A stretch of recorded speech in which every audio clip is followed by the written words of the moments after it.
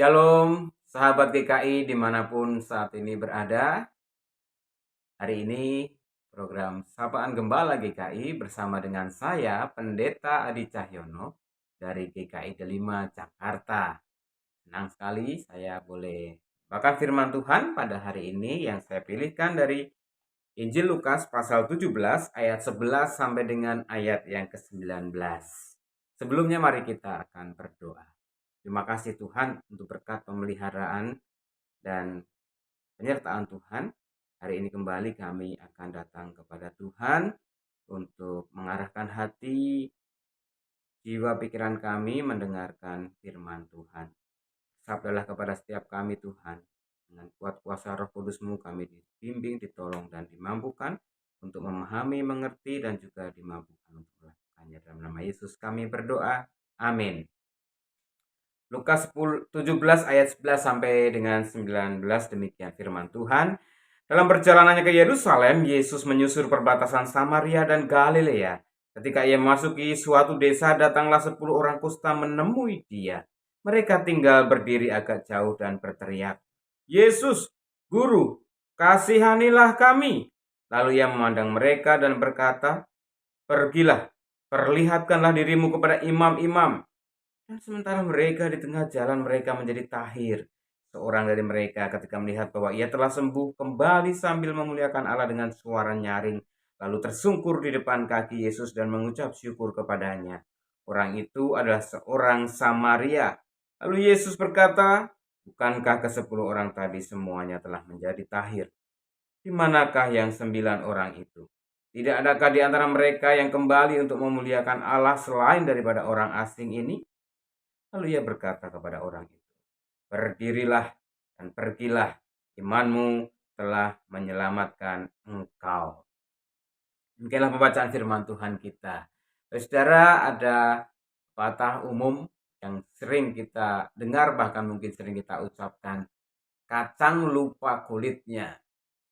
Nah, kisah 10 orang kusta ini sangat menarik saudara. Kenapa? Karena kisah ini hanya ditulis oleh Injil Lukas.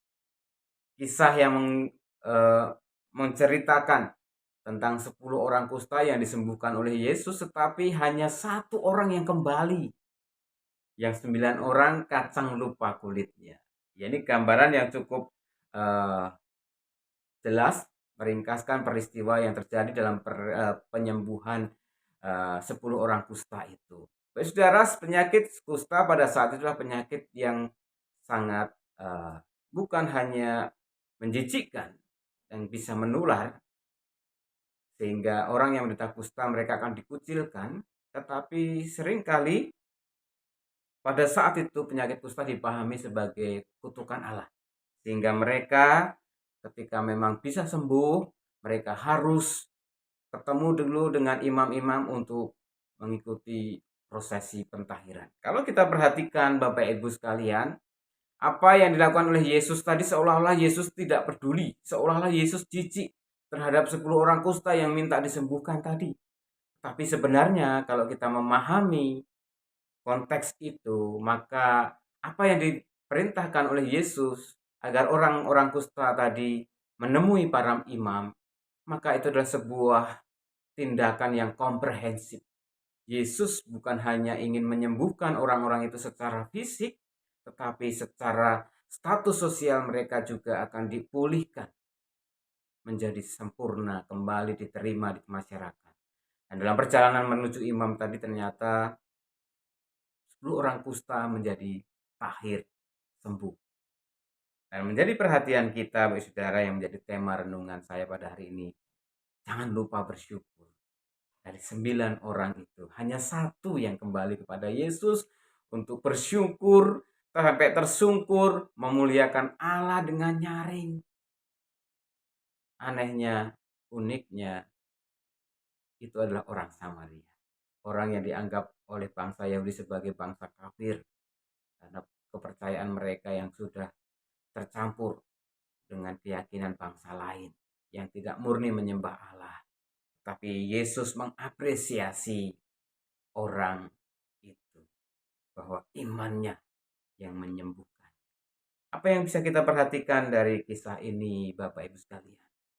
Yesus mengapresiasi orang yang tahu berterima kasih. Kacang yang tidak lupa kulitnya, yang menghargai siapa yang sudah menolong, siapa yang sudah berkontribusi atas kesembuhannya, atas pemulihannya. Yesus mengapresiasi. Jadi iman orang itu bukan hanya sekedar saat meminta, menolong, memohon kepada Tuhan. Tetapi imannya juga ditunjukkan ketika dia juga bersyukur dan berterima kasih. Ini pesan firman Tuhan yang penting, yang utama yang saya ajak kita renungkan pada pagi hari, pada saat ini. Bahwa di mana kita seringkali kalau beriman datang kepada Tuhan dengan sederet permintaan, permohonan, bahkan terperinci detail, mau A, B, C, mau D, E, F, G, begitu. Percaya bahwa Tuhan memang sanggup menolong, membuktikan. Ya kalau dikabulkan permintaannya, ya bisa bersyukur. Tetapi tidak sedikit orang yang lupa bersyukur. Ya itu kan Tuhan memang maha baik, maha mengerti, maha peduli. Ya auto sajalah, nggak usah berterima kasih, nggak usah bersyukur. Kan saya sudah berdoa sebagai orang. Saudara yang terkasih dalam Tuhan Yesus Kristus, firman Tuhan hari ini dengan jelas memberikan pelajaran iman penting bahwa Tuhan Yesus mengapresiasi, menghargai orang yang menyatakan imannya dengan menyatakan syukur, bahkan memuliakan Tuhan atas berkat, atas kesembuhan yang mereka dapatkan. Dari firman Tuhan hari ini saya mengajak kita untuk terus bersyukur kepada Tuhan atas segala yang kita peroleh, atas apa yang kita miliki, bahwa itu semua dari Tuhan. Terlepas itu seperti yang kita mau, terlepas itu yang seperti kita minta, kadang-kadang Tuhan memang memberikan dengan cara-cara yang tidak kita inginkan, sehingga kita bisa kecewa, bahkan kita bisa menjadi marah kepada Tuhan, sehingga ketika kita mendapat sesuatu yang tidak seperti kita harapkan, kita tidak mau bersyukur. Oleh sebab itu, saya mengajak kita pada hari ini, apapun yang kita peroleh, apapun yang kita dapatkan, itulah semua dari Tuhan.